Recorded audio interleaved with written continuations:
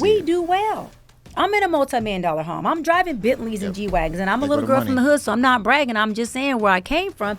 You can buy the Birkin and buy the Rolls Royce and take me on trips. I do want that, by the way. It's crazy. So for me, you would never get the opportunity to date me, let alone lay with me and be inside of me, and you haven't got the opportunity to see everything that comes with this good, this crazy, and this bad.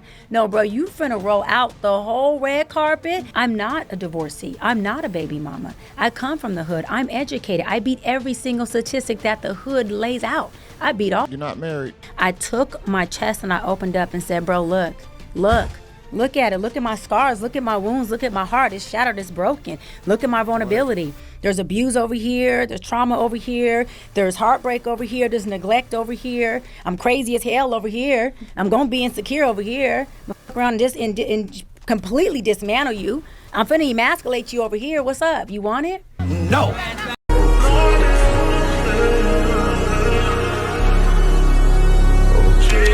That's the number one thing for me that makes me so apprehensive about choosing somebody, because we obviously both have a plethora of options. That's common sense.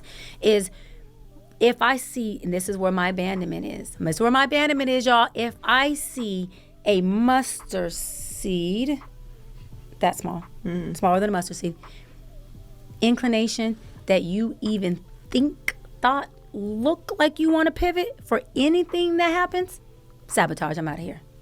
Out of here. Out of here. If I thought you healed all your trauma, ma'am. You are an older woman. How do you have that much trauma still? I can't feel that you are riding through any and everything, and I'm talking about everything. You can call it toxic, dysfunctional, unhealthy. You gonna ride through everything. I'm not walking down no aisle. We can have a great companionship. We can travel. We can be best friends. We can have great lovemaking. I will baby honey daddy you to death. I may cook and bring you food. You can do the same for me. I'm not doing it, because marriage for me means a family, and I'm not co-parenting with anybody outside of my marriage. There's co-parenting within a marriage. I'm not doing that outside of my marriage. I could not agree more. I have no notes. I think that people, when they pick partners, and this is how I think about picking a permanent partner, to what you're saying, like, we're gonna die together, sorry. Period.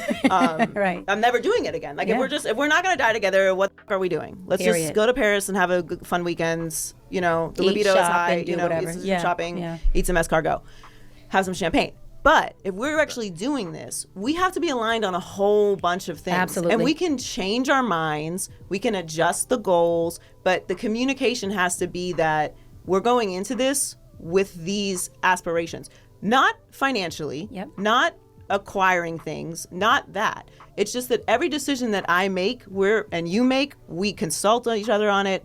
We understand that this person came here with this goal and you came with this goal, and whatever that goal is, if the goal is make $1 billion. Y'all will never be able to find the guy that you preach about so much with all these high-end qualities. You're just not. What you attracted to opposed to what's actually out there, you're not going to like them. They're going to conflict with each other, because the guy who is going to have all these qualities that you're talking about, he might not be as tall as you like him. He might not physically look like you want him to look like. He might not have the money that you probably want him to have. So what y'all asking for is so extremely rare that you ain't going to find it.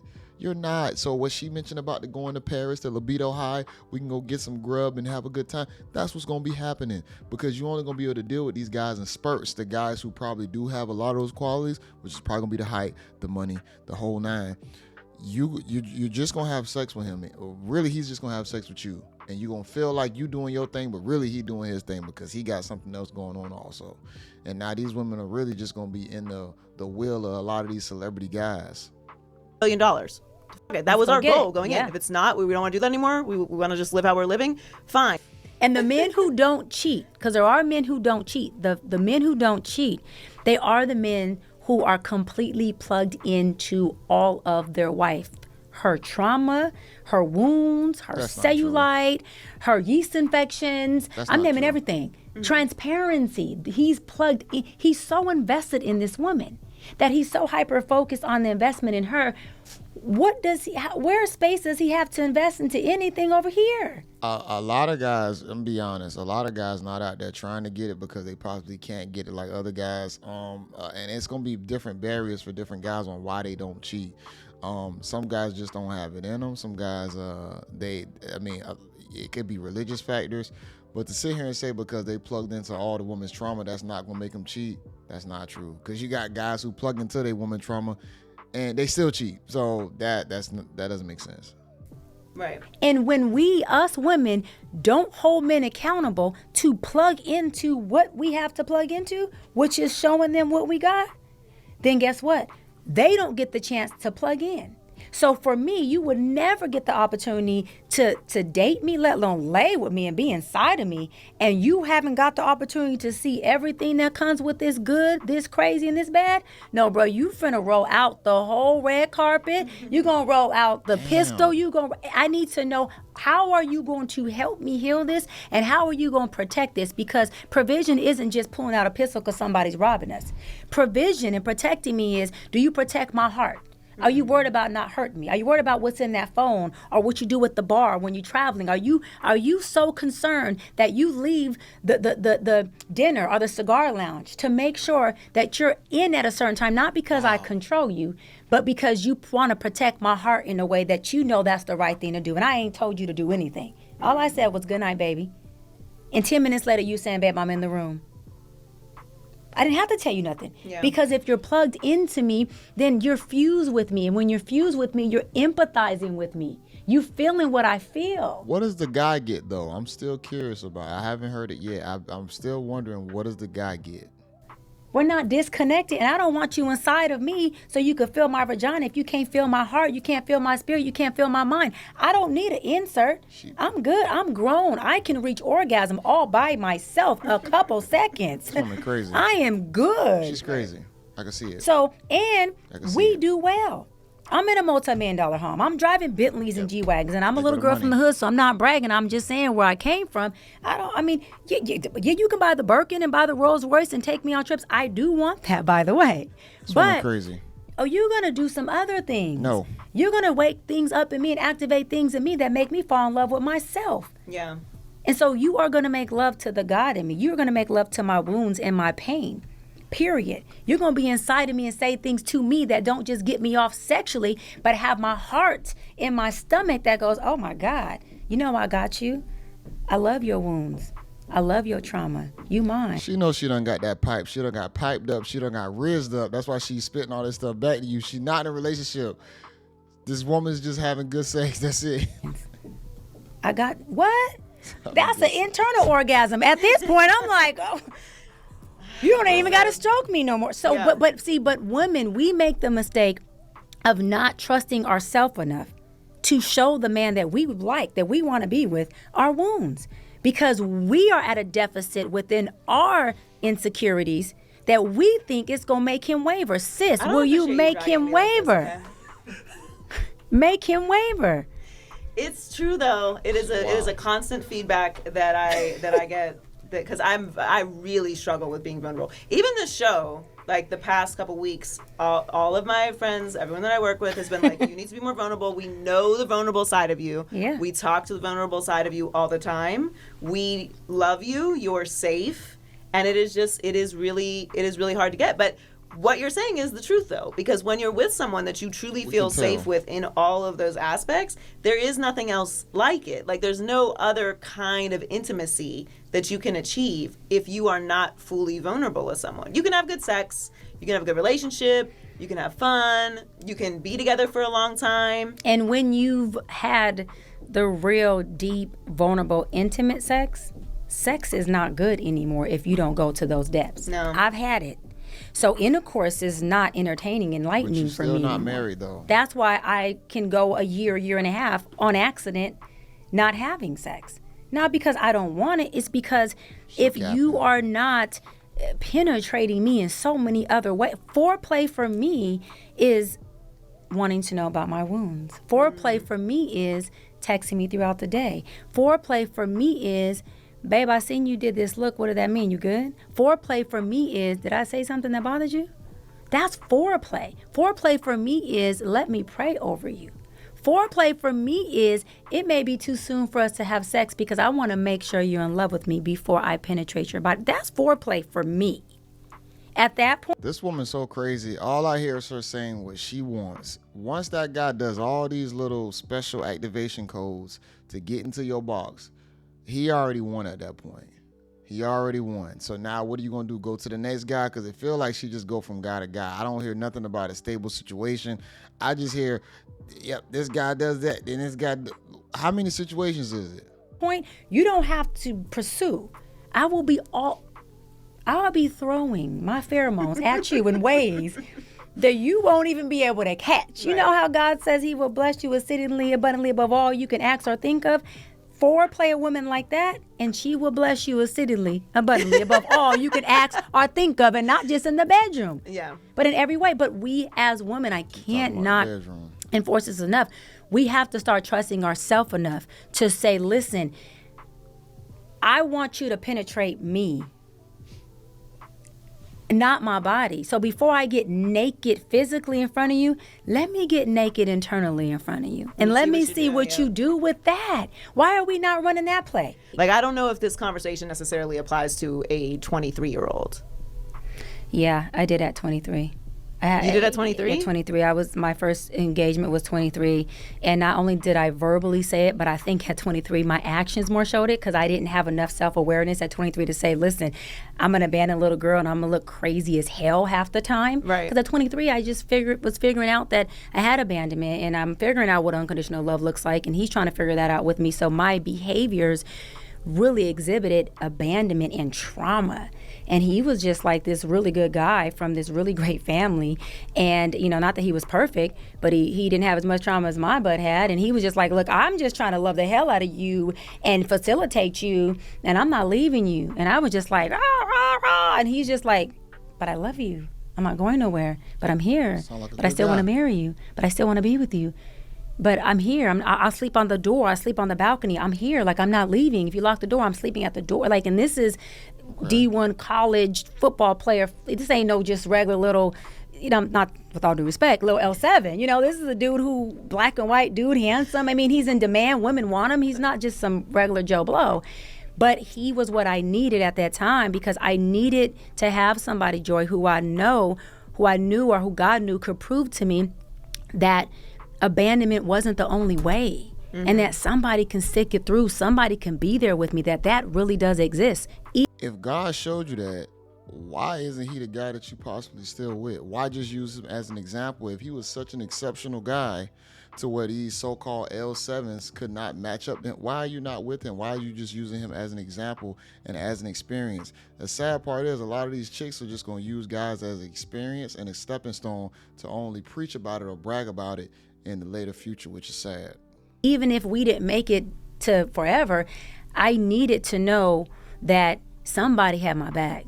No matter how crazy I acted, somebody loved me unconditionally, and that unconditional love was real. How did I know he loved me unconditionally? Because of the advice that I'm giving you and everyone else here. I took my chest and I opened up and said, bro, look at it. Look at my scars. Look at my wounds. Look at my heart. It's shattered. It's broken. Look at my vulnerability. There's abuse over here. There's trauma over here. There's heartbreak over here. There's neglect over here. I'm crazy as hell over here. I'm going to be insecure over here. I'm going to fuck around and completely dismantle you.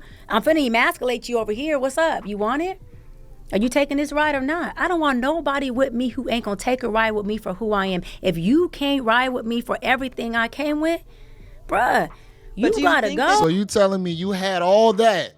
That's a hell of a package that you trying to give this exceptional guy. You telling me you had the exceptional guy willing to take all that in, and you didn't go down the road with him? Why are you still single giving advice? This makes no sense. He did that because he wasn't traumatized. Because the reason I asked you about the trauma bonding is I used to be that way. Yeah. I used to call it the joy brochure. Like, I would just give the joy brochure. Like, here's all the crazy shit. Like, it's this thick. There you go. Boom. Dust flies off the table. Yeah. It's very dramatic. I'm like, I have this and I did this, and you're going to hate that I did this, and this is in my past, and this is what I dealt with, and this person, and all of the things. Yeah. And the people that some good people accepted it, but also people took advantage of my unhealed parts of that. And found ways to make me feel guilty about my past And and embarrassed preyed about on me you. and terrorized me. And because of that, Hold on. Let's break this down. Maybe they were bringing up your past because you were still showing the same symptoms and signs of your past, which was so broken, and what you laid out on the table, probably saying that you need to fix it. Maybe you never fix it, so they brought it up trying to show you like, hey, you still acting like how you used to act. Why are you bringing up my past? I have drawn back tremendously on, not that I'm not transparent with Yeah, people, because totally. I do think it's important. Like I'm been divorced, I've been engaged, ended an engagement, I've been through all kinds of crazy shit. And I do think it's important to be honest with people about that. But no one gets the Joy brochure anymore. Like you have to earn it. There's no flyers on the wall. You have to prove to me in a lot of different ways that I am safe here and that you're not ever going to try to use it. Because to me, the biggest betrayal that anyone can do to me is to take vulnerability that I have given them, whether that's me confessing something about my past or letting them into my traumas or bringing them into my life, and then they use that to hurt me. That will make me into the craziest you've ever seen in your f***ing life. And it just like makes my head spin around. And I don't know if I can afford to have somebody do that, because I might really like f***ing crash out. How do you know that you're safe with me if you don't give me anything to protect? Okay. You spitting a little bit. I mean, you can give a little bit. That's right? fine. You can give a little bit and see how they handle You can go that. at your pace. But the other thing is, and I package this up with so much love, so just catch it with love first, okay? When they took advantage of you, when they used your beauty, your vulnerability, it's your trauma, your pain, your vulnerability is it's so beautiful. The right person is going to be like, oh my God, like you went through that, like. I love you. Like you, oh my God, I get a chance to lick your wounds. I get a chance to be intimate with that. I get a chance to help you heal on that. I get an opportunity to take this brokenness, and I get the one that gets to say, I put that back together. I did that. No. Like that's a stand-up man. That's a stand-up woman. That's a stand-up person. We all looking for that. Right. What? You know what we lead? No, we call those suckers usually most of the time. I hate to say this, man. We're not in the 1950s no more. If a woman is, let's say she was a prostitute at one point, and you pick her off the street and you clean her up, you're not going to get a reward or a medal. You know what I'm saying? People ain't going to just tell you like, man, boy, you clean up a prostitute? Damn, you're a good dude. No, bro, you look goofy. You look goofy. Now, if that woman it so happens that you end up falling in love with her and y'all want to make something happen and she follows your lead and she shows herself to be different, cool, that's your life to live. But ultimately, guys don't need to do stuff like that. Lead with is what we value most, and what we value most is where our safety is. Mm-hmm. So like I used to lead with being more confrontational, because for me I was safe in confrontation. Yeah. Because I got confrontation as a young woman that allowed me to externalize my pain. And so I wish you would say something so I could light this place up, because my pain needs a place to come out. Right. So say something so I can light it up. Or we can argue, or we can get physical. That's how I ended up kicked out of Los Angeles Unified School District, because I needed to externalize my pain. So I was walking down a hallway in high school wishing and hoping somebody said something, because I needed a place to put my pain. Bruh. So what's up? These chicks is crazy. As I work through my stuff, I'm not confrontational anymore. I'm strong in my opinion. I'm solid in who I am. But I want to talk about the vulnerable stuff.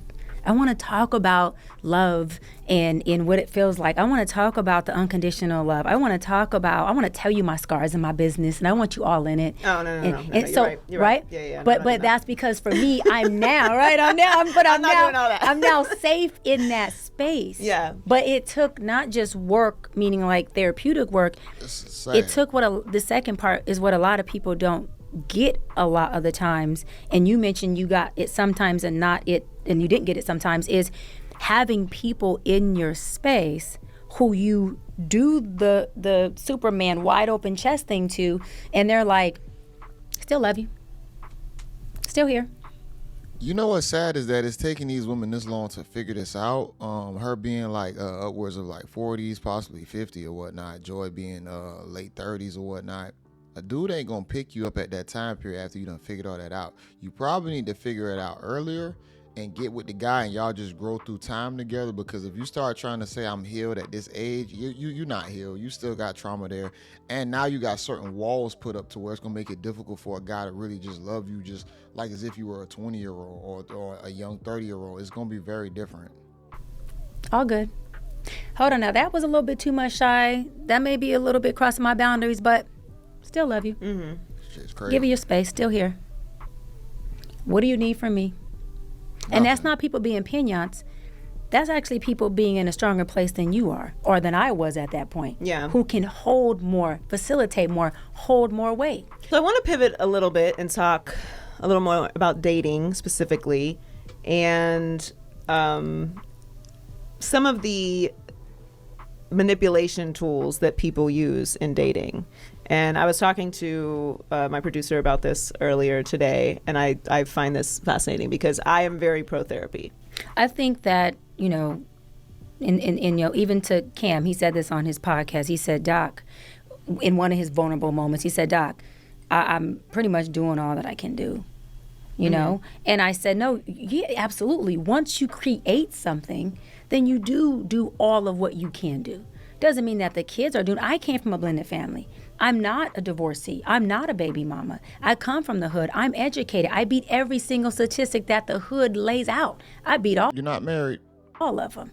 And will continue to be. That's why I fight so strong for our community, because I beat them. But I know what it felt like to be in the system and have no way out to beat it.